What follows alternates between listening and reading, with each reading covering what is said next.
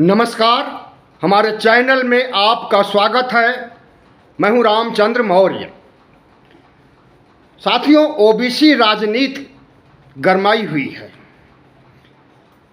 सारी राजनीतिक पार्टियों को पता है कि बगैर ओबीसी को साधे, बगैर ओबीसी को साथ में लिए जीत सुनिश्चित नहीं हो सकती है। इसी वजह से राहुल गांधी ओबीसी के मसीहा बन गए हैं। प्रधानमंत्री नरेंद्र मोदी अनेक योजनाएं ला रहे हैं ओबीसी के लिए, और गैर ओबीसी के मसीहा बन गए हैं।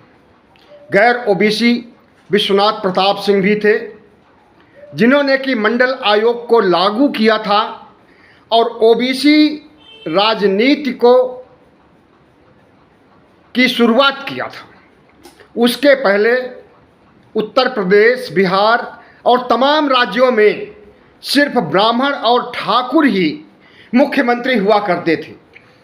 लेकिन विश्वनाथ प्रताप सिंह ने जब मंडल आयोग लागू किया और पिछड़ी जातियों में चेतना की शुरुआत हुई, तो जिस आरक्षण के लिए मंडल आयोग को लागू किया गया था, आरक्षण में तो कोई खास सफलता नहीं मिली। सिर्फ 27% ही आरक्षण ओबीसी को देने का प्रावधान किया गया था और उसे देने की शुरुआत की गई। लेकिन इससे मंडल कमीशन को लागू करने से जो राजनीतिक चेतना आई है, उस चेतना ने जनसंघ भारतीय जनता पार्टी की नींद हराम कर दी थी। यही वजह है कि 1990 से लेकर के कई वर्षों तक, जबकि इस बीच 92 में बाबरी मस्जिद को ढहाया गया, बाबरी मस्जिद के लिए आंदोलन चलाया गया और उत्तर प्रदेश को हिंदुत्व की प्रयोगशाला भी बनाया गया, लेकिन भारतीय जनता पार्टी को सफलता नहीं मिली। भारतीय जनता पार्टी को सफलता तब मिली जब ओबीसी के नेता सुस्त पड़ गए। लालू, मुलायम, नीतीश, शरद यादव सुस्त पड़ गए या इन्हें सुस्त बना दिया गया। उसके बाद से भारतीय जनता पार्टी को समझ में आ गया कि ओबीसी वोट का कितना महत्व है, और उस महत्व को प्रधानमंत्री नरेंद्र मोदी ने 2014 में भी इस्तेमाल किया। ओबीसी का मिला उन्हें कुछ नहीं, उनके वोटों से सरकार बनी। 2019 में भी इस्तेमाल किया, ओबीसी के वोटों से सरकार बनी।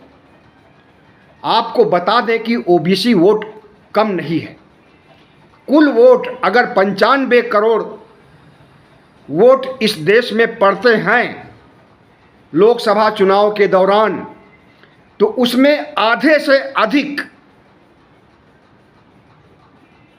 47 करोड़ से ज़्यादा वोट ओबीसी की, क्योंकि ओबीसी की जनसंख्या 1931 के अनुसार 54% है, 50% से अधिक।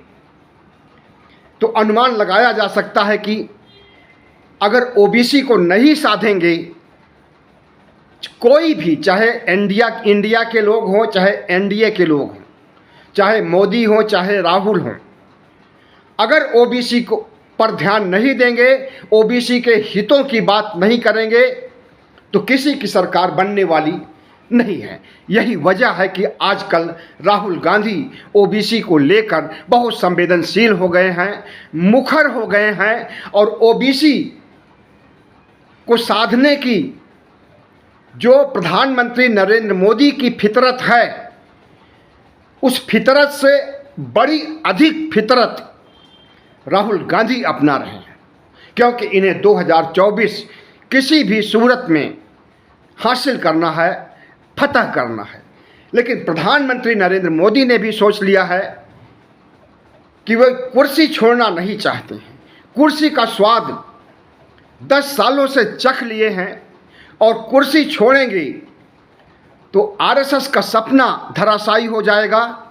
भगवा गैंग का सपना जो कि हिंदू राष्ट्र बनाने का है, संविधान को ख़त्म करने का सपना है, लोकतंत्र को ख़त्म करने का सपना है, राजतंत्र को लाने का सपना है, मनुस्मृति को लागू करने का सपना है, यह सपना धराशायी हो जाएगा।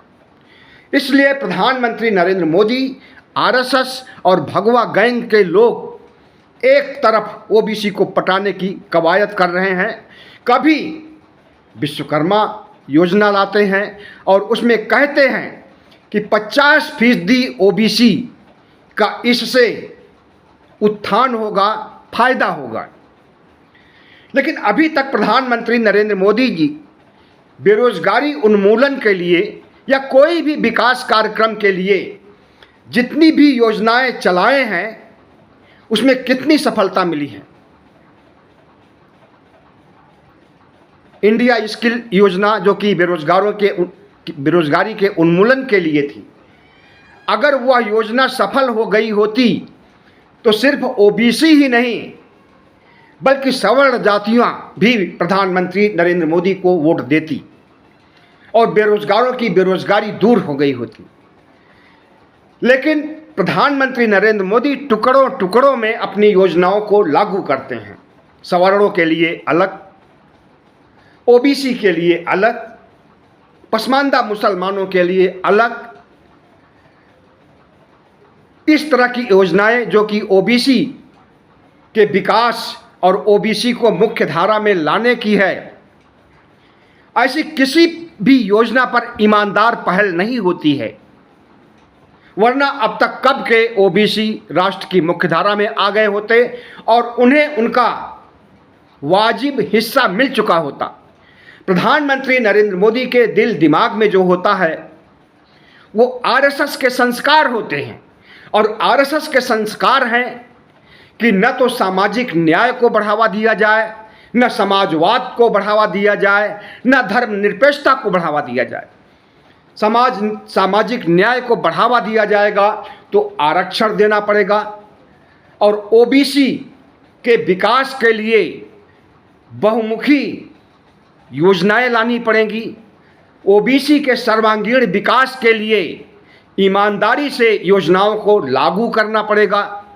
लेकिन नहीं, ईमानदारी से नहीं, दिखावे के लिए आजकल प्रधानमंत्री नरेंद्र मोदी महिलाओं को भी धोखा दे रहे हैं और ओबीसी को भी धोखा दे रहे हैं। पीएम विश्वकर्मा योजना लागू हो चुकी है, लेकिन उस पर कितना बजट निर्धारित किया गया है और उस बजट में ओबीसी को दिया क्या जा रहा है?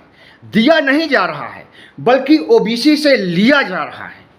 जितना लोन दिया जाएगा उसका 5% इंटरेस्ट लिया जाएगा।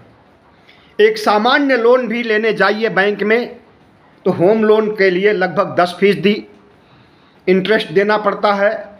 पर्सनल लोन के लिए 15 से 20% तक लोन का इंटरेस्ट देना पड़ता है। इसी तरह से तमाम तरह के लोन के लिए अलग अलग आंकड़े होते हैं। प्रधानमंत्री नरेंद्र मोदी ने उन आंकड़ों में थोड़ी सी कमी कर दी है। अगर कोई ओबीसी लोन लेता है तो होम लोन का आधा देगा वो। तो इससे ओबीसी को कुछ मिल नहीं रहा है, बल्कि प्रधानमंत्री नरेंद्र मोदी की सरकार को और उनकी बैंक को फायदा होने वाला है। जितना लोन लिया जाएगा उसका 5% फायदा होगा पीएम विश्वकर्मा योजना से प्रधानमंत्री नरेंद्र मोदी की सरकार को और बैंक को। लेकिन प्रधानमंत्री इसे ओबीसी के भले के लिए बता रहे हैं। प्रधानमंत्री नरेंद्र मोदी इसे ओबीसी के सर्वांगीण विकास और उन्हें राष्ट्र की मुख्य धारा में लाने के लिए बता रहे हैं। ओबीसी अपने आंख खोल करके अगर देखेगा, दिमाग पर जोर डाल करके देखेगा, तो उसके लिए कोई भी ऐसी योजना नहीं लाई गई है, न पहले लाई गई थी न आज लाई गई है, जिससे कि उसका वाजिब विकास हो सके। प्रधानमंत्री नरेंद्र मोदी अगर विश्वकर्मा योजना को लाते हैं तो इसमें ओबीसी को कितना लोन दिया जाएगा? 1 लाख, ज़्यादा से ज़्यादा 2 लाख, और उसका इंटरेस्ट, उसका ब्याज वसूल किया जाएगा 5%। मतलब अगर आप 100 रुपये लोन लेंगे तो आपको 105 रुपये देना पड़ेगा सरकार को। तो इसमें ओबीसी को क्या फायदा हुआ? फायदा नहीं बल्कि नुकसान हो रहा है। ओबीसी, एससी, एसटी के लोगों को उनका वाजिब हिस्सा दे दीजिए संविधान के प्रावधानों के तहत। कोई भीख नहीं दीजिए। अगर उनका हिस्सा ही उन्हें मिल जाएगा तो उनके विकास के लिए फलीभूत होगा, लेकिन उनका हिस्सा नहीं दिया जा रहा है। अभी राहुल गांधी ने सवाल उठाया था कि ओबीसी की भागीदारी प्रधानमंत्री कार्यालय में कितनी है? प्रधानमंत्री कार्यालय में 90 में से 3 ओबीसी हैं सेक्रेटरी स्तर पर, सिर्फ 3। बाकी 87 सचिव सवर्ण जातियों से। तो राहुल गांधी पूछते हैं कि क्या 5% ओबीसी की संख्या है पूरे देश में? 1931 के अनुसार अगर 54% आबादी थी ओबीसी की, तो आज अगर जनगणना कराओगे तो ये 55 से 60 के बीच कहीं जाकर के बैठेगा ओबीसी की आबादी। और उन्हें हक दिया जा रहा है 90 में 3, यानी 5%। तो इस 5% आरक्षण को जब तक 54%, 55% नहीं किया जाएगा तब तक ओबीसी की भागीदारी सुनिश्चित नहीं की जा सकती। और सिर्फ प्रधानमंत्री कार्यालय में ही नहीं बल्कि IAS, PCS, IRS, forest services, जितनी भी महत्वपूर्ण प्रतियोगी परीक्षाएं होती हैं उसमें भी भागीदारी मिलनी चाहिए, और प्रमोशन में भी आरक्षण मिलना चाहिए, एजुकेशन में भी आरक्षण मिलना चाहिए। तभी ओबीसी का कायाकल्प हो सकता है। लेकिन प्रधानमंत्री नरेंद्र मोदी विश्वकर्मा योजना तो लॉन्च कर देंगे, लेकिन ओबीसी की जनगणना कराने के लिए तैयार नहीं होंगे। ओबीसी की संख्या कितनी है? अगर सच पूछिए तो 2011 में जो जनगणना हुई थी उसमें ओबीसी की जनगणना सोशियो इकोनॉमिक बेसिस पर हुई थी। ओबीसी की जनगणना उनके सामाजिक आर्थिक पिछड़ेपन के आधार पर हुई थी, और जब तक उसके आंकड़े आते तब तक प्रधानमंत्री नरेंद्र मोदी सत्ता में आ चुके थे। 2011 में जनगणना शुरू हुई और 2014 में प्रधानमंत्री सत्ता में आ जाते हैं। कांग्रेस की हार हो जाती है और प्रधानमंत्री नरेंद्र मोदी आंकड़े को देख लिया कि ये आंकड़ा जो 1931 में 54% था वो बढ़ करके 60% या 55% के बीच 57, 58, 56% हो गया है।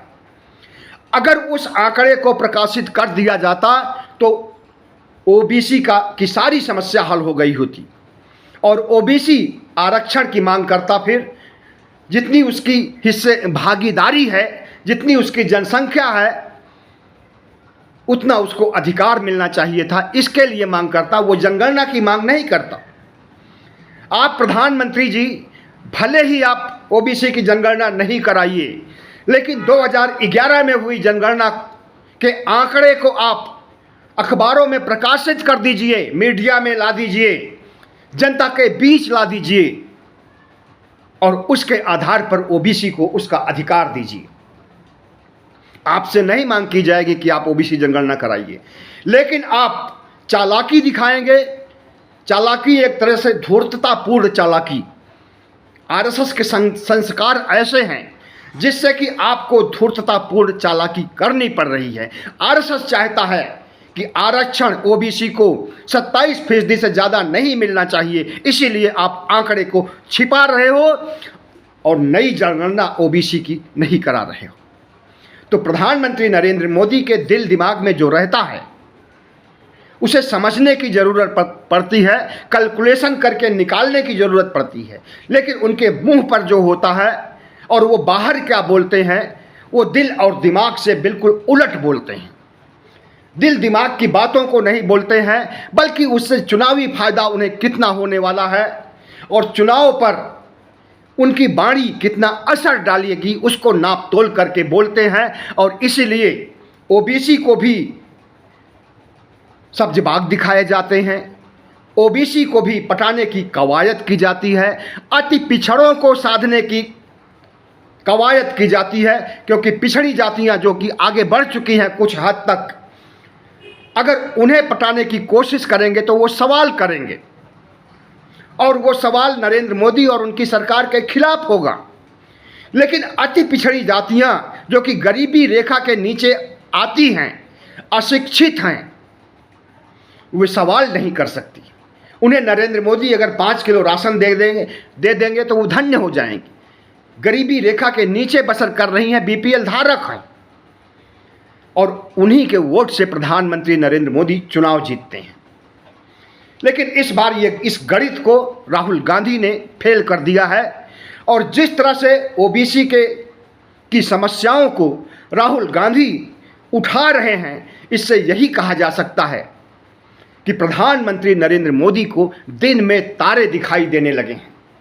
इसलिए अब वो हिंदुत्व की प्रयोगशाला को, राम मंदिर के एजेंडे को और हिंदू मुस्लिम ध्रुवीकरण, मुसलमानों के नरसंहार की बात, संसद से लेकर के सड़क तक हेट स्पीच का दौर शुरू करेंगे या शुरू कर चुके हैं।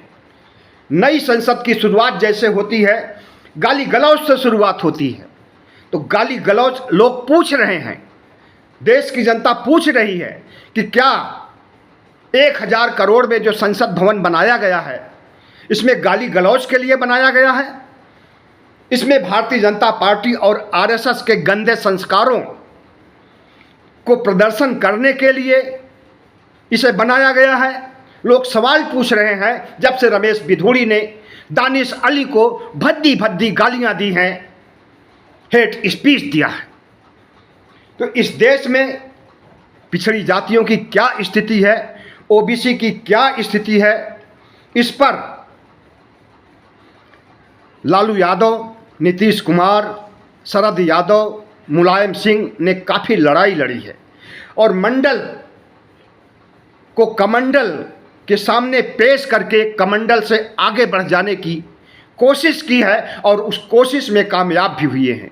बिहार में भी 1990 से मुख्यमंत्री कोई ऊंची जाति का नहीं होता है और कई राज्यों में मुख्यमंत्री ओबीसी ही बनता है। उत्तर प्रदेश में भी बनता था, लेकिन पिछले 2 टर्म से जब मायावती और अखिलेश यादव में दरार पड़ गई, अलगाव हो गया, एकता को तोड़ दिया भारतीय जनता पार्टी ने। और इस एकता को तोड़ने का प्रयास आज से नहीं, भारतीय जनता पार्टी शुरू से करती रही है। 1993 में जब कांशीराम और मुलायम सिंह मिले थे तो उस समय नारा दिया गया था, मिले मुलायम कांशीराम, हवा में उड़ गए जय श्री राम। लेकिन जय श्री राम हवा में नहीं उड़े थे, कुछ दिनों के लिए शांत हो गए थे। उसके बाद जय श्री राम ने अपनी कूटनीति से, अपने तिकड़म से अखिलेश, कल्याण सिंह और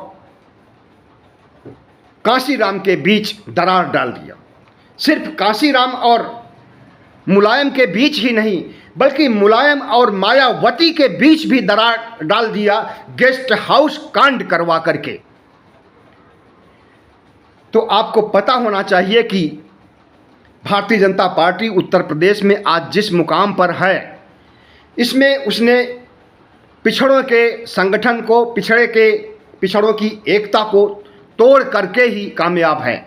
लेकिन कितने समय तक तोड़ेंगे पिछड़ों की एकता को, पिछड़ों के संगठन को, पिछड़ों की ताकत को कितने समय तक तोड़ेंगे? ज़्यादा समय तक नहीं। और अब समय आ गया है जब पिछड़ी जातियों के लोग अपने हक की बात करने लगे हैं और अपनी जनगणना को लेकर के इतना संवेदनशील हो गए हैं कि अब उसी को पिछड़ी जातियां, अति पिछड़ी जातियां वोट देंगी जो उनकी जनगणना कराने और उनकी जनगणना के बाद जो उनका आंकड़ा आता है उस आंकड़े के तहत उन्हें अधिकार देने के लिए जो सरकार राजी होगी उसी को वोट देंगे। तो प्रधानमंत्री नरेंद्र मोदी चाहते हैं कि पिछड़ों का पिछड़ापन भी बना रहे, गरीबी जहालत की स्थिति भी बनी रहे और उनका वोट भी मिल जाए। और इस झांसे में अभी तक तो ओबीसी के लोग आते रहे हैं, खास करके अति पिछड़े लोग आते रहे हैं, लेकिन अब अति पिछड़ों के भीतर भी राजनीतिक चेतना लाने का प्रयास इंडिया ने किया है अपने तमाम नेताओं के माध्यम से। तो प्रधानमंत्री नरेंद्र मोदी भूल जाए कि 2014 और 2019 की तरह इस बार भी वो ओबीसी को साध करके दिल्ली के सिंहासन पर बैठ जाएंगे और 5 साल तक राज करेंगे। उन्हें भूलना पड़ेगा इस चीज़ को। और अब जिस तरह से राहुल गांधी ने ओबीसी के मसले को उठाया है, ओबीसी के हितों की बात किया है, ओबीसी को आरक्षण देने की बात कही है और उन्होंने यहाँ तक कहा है कि अगर ओबीसी की जनगणना नहीं कराना है चाहते हैं नरेंद्र मोदी तो 2011 में हुई जनगणना के आधार पर ओबीसी को उसका हिस्सा दें। क्या इसके लिए मोदी जी तैयार होंगे? कतई नहीं तैयार होंगे, क्योंकि मोदी जी एक कठपुतली हैं मोहन भागवत की। मोहन भागवत जैसे नचाएंगे वैसे नाचेंगे, मोहन भागवत का जैसा इशारा होगा वैसे ही प्रधानमंत्री नरेंद्र मोदी उस इशारे पर थिरकेंगे और थिरक रहे हैं पिछले 10 सालों से। यही वजह है कि विकास की चौतरफा बयार बहने की बात कही जाती है। विश्व में नरेंद्र मोदी भारत का डंका पीटने की बात करते हैं, विश्व गुरु होने की बात करते हैं, लेकिन तत्काल इस समय वर्तमान दौर में जिस तरह से भारत की आलोचना हो रही है, भारत की हंसी उड़ाई जा रही है, भारत की छीछा लेदर की जा रही है, इससे भी आपको वाकिफ होना चाहिए। कनाडा, ऑस्ट्रेलिया, अमेरिका, ब्रिटेन सब इस समय नरेंद्र मोदी और भारत की मौजूदा सत्ता से खफा हैं। भारत सरकार के ऐसे ऐसे कारनामे हैं जिससे पूरी दुनिया में इनकी जग हंसाई हो रही है और इन्हें घेरा जा रहा है। अभी संसद में जो कुछ हुआ, गाली गलौज, यह बात यूएन तक पहुंच गई है, यूनाइटेड नेशन तक पहुंच गई है और दुनिया के सभी देशों में यह बात पहुंच गई है और भारत को हिकारत की नज़रों से लोग देख रहे हैं।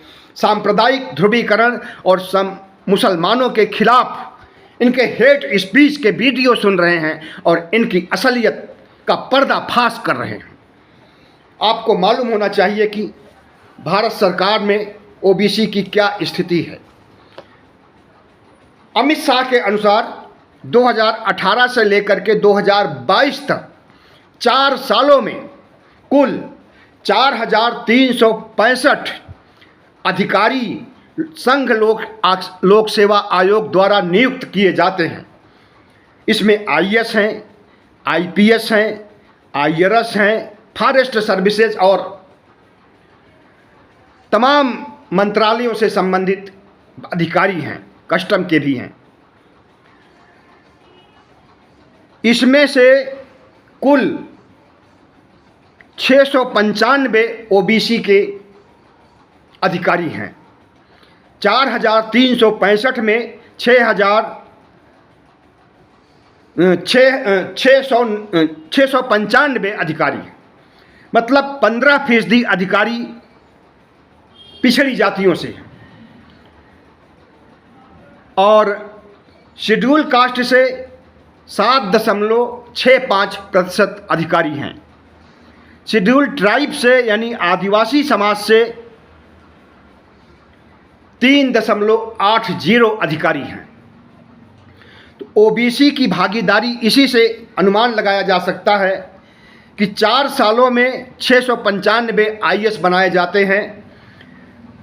4,365 में 695 कम कर दीजिए तो बाकी जितने भी अधिकारी बने हैं वो सब सवर्ण जातियों से हैं, वो सब 15% ब्राह्मण, बनिया और क्षत्रिय हैं और 695 में ओबीसी हैं, संपूर्ण ओबीसी, जिसमें बहुत सी जातियां आती हैं।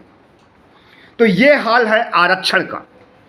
मिलना चाहिए जितनी आबादी है 1931 के अनुसार, अगर 54% आबादी है तो 54% हिस्सा मिलना चाहिए ओबीसी को। तो 4365 में 2200 से के लगभग सीटें ओबीसी को मिलनी चाहिए थी अधिकारियों की, लेकिन मिली कितनी? 695। तो ये स्थिति है भारतीय राजस्व सेवा, भारतीय प्रशासनिक सेवा और तमाम सेवाओं में ओबीसी की स्थिति इस तरह से है। कहने के लिए 27% आरक्षण दिया जा रहा है और देखने में क्या आ रहा है कि 15% आरक्षण दिया गया है इन अधिकारियों की नियुक्ति में। तो प्रधानमंत्री नरेंद्र मोदी कितना भी ढोल पीटें ओबीसी का, कितना भी ढोल पीटें पसमानदा मुसलमानों का, अब ओबीसी जाग चुका है अपने अधिकारों के लिए, अपने वजूद को आगे बढ़ाने के लिए, राष्ट्र की मुख्य धारा में आने के लिए। इस बार वह वोट पर चोट करके ही प्रधानमंत्री नरेंद्र मोदी को सबक सिखाएगा। बहुत बहुत धन्यवाद। हमारे चैनल को सब्सक्राइब कीजिएगा, लाइक कीजिएगा और शेयर कीजिएगा।